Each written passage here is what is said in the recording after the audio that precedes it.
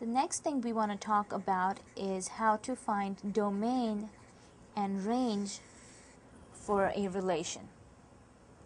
Now let's go ahead and see what we mean by a domain and range.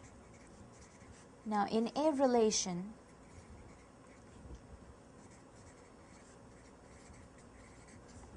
the set of all values of the independent variable, which is your x variable,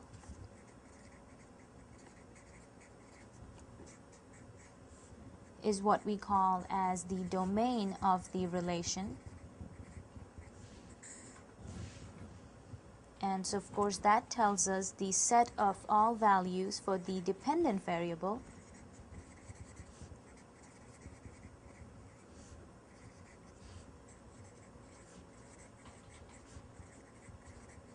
which is your y variable, of course. That set is what we call as the range of the relation. So all the x values will be the domain and all the y values will be the range. Let's look at an example here.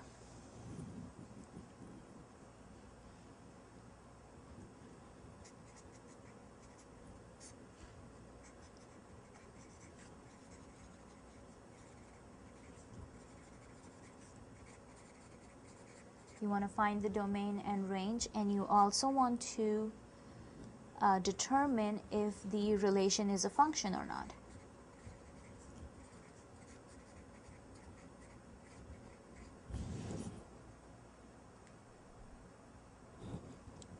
Alright, we're looking at our first example here.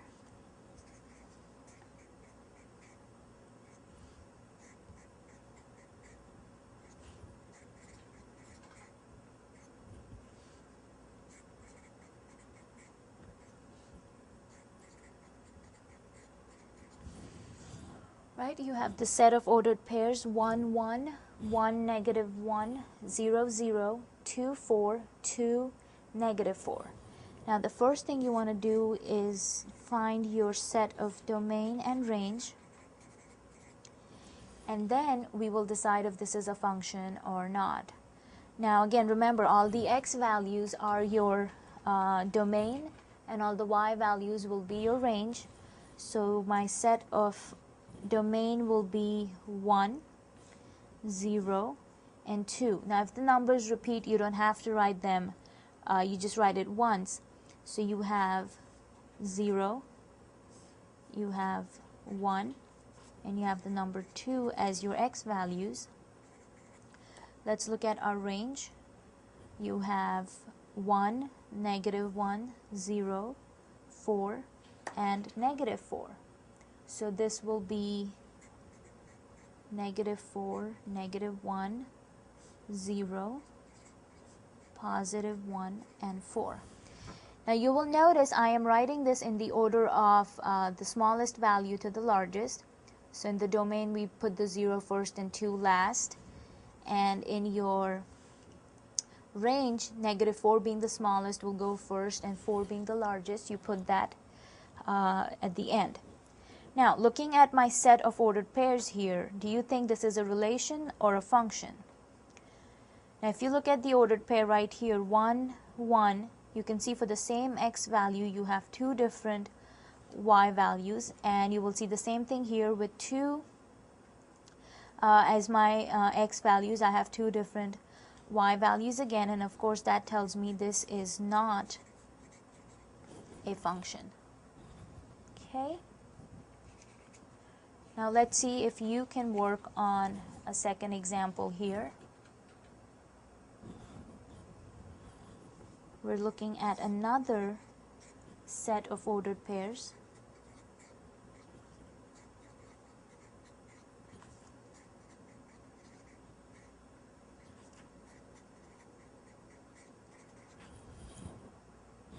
Okay, you have the set 2, 5, 3, 7, 4, 9, 5, 11. Let's find our domain and range first, and then we'll decide if this is a function or not. Now your domain will be all the x values, so that will be 2, 3, 4, 5. And the range will be all the values for y, which is 5, 7, 9, and 11. Right, looking at our set of ordered pairs here, can you decide if this is a function or a relation? This will indeed be a function because you can see you don't have any repeating x values with two different y values, so this set here is a function.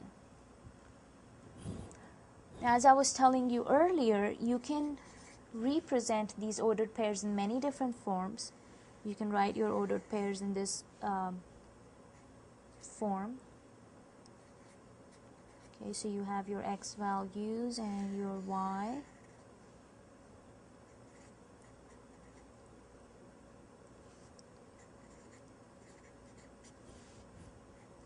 And 1 corresponds to 10, 2 corresponds to 15, 2 also corresponds to 19, 3 corresponds to a 19, and then 5 will correspond with 27. Now finding your domain and range for this should be fairly straightforward. All the numbers on the left bubble will be your domain, and of course all the numbers on the right will be your range. So 1, 2, 3, 5 are your domain values, and 10, 15, 19, and 27 are your range values. Now looking at these relationships here, can you decide if this is a function or not? Let's look at number 2 here. You can see there are two arrows coming out of number 2. 2 corresponds with 15 and 2 corresponds with 19. So for the same value of x, you have two different values of y, and that tells me this cannot be a function.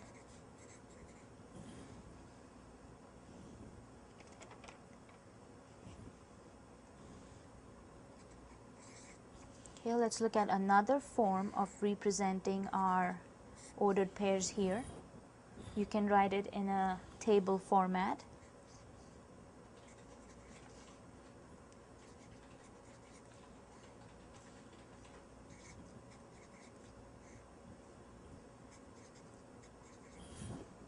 So these are my ordered pairs: 4, -3, 2, -3, 0, -3, and -2, -3.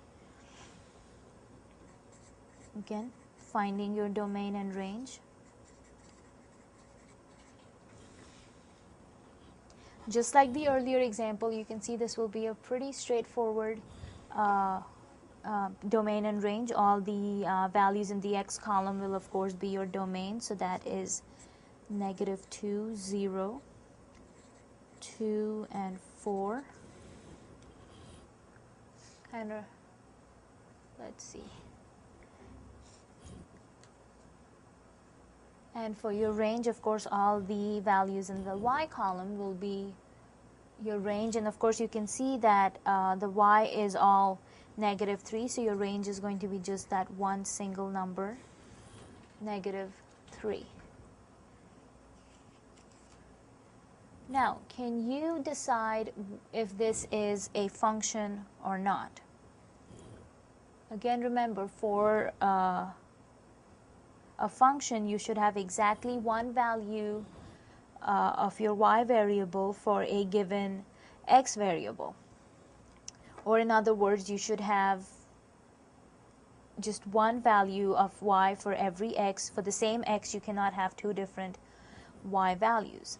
And you can see that you don't have two x's here that are alike with two different y values. It's okay if you have the same y value for different x's. That's okay. So this can be classified as a function. So this gives you a pretty good idea of the different forms of ways we can represent an ordered pair.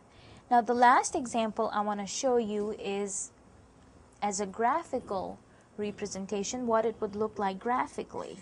So let's look at one more example here. And in this example, we are trying to find only the domain and range.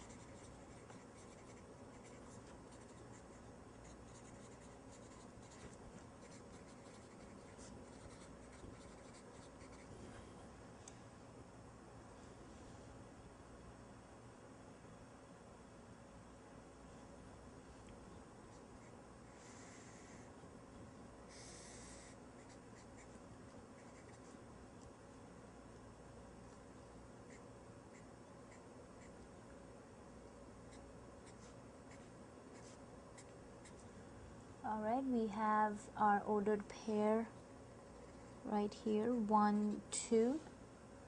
We have a second ordered pair which is right here, negative 1, 1. Another point on our graph right here which is 0, negative 1. And we have another point right here with coordinates 4, negative 3. Now looking at these 4 points on our graph, you want to try and come up with your domain and your range for this given graph here. Alright, so again remember your domain is the x values and your range is the y values. So your your domain here will be, let's see, all your x values are negative 1, 0, 1, and 4. So that will be negative 1, 0, 1, and 4. Your range values will be all the y values. So you have negative 3, negative 1, positive 1, and a positive 2. So negative 3, negative 1, positive 1, and a positive 2. So there you have it. If you were given a few points plotted on a graph, how to come up with your domain and range.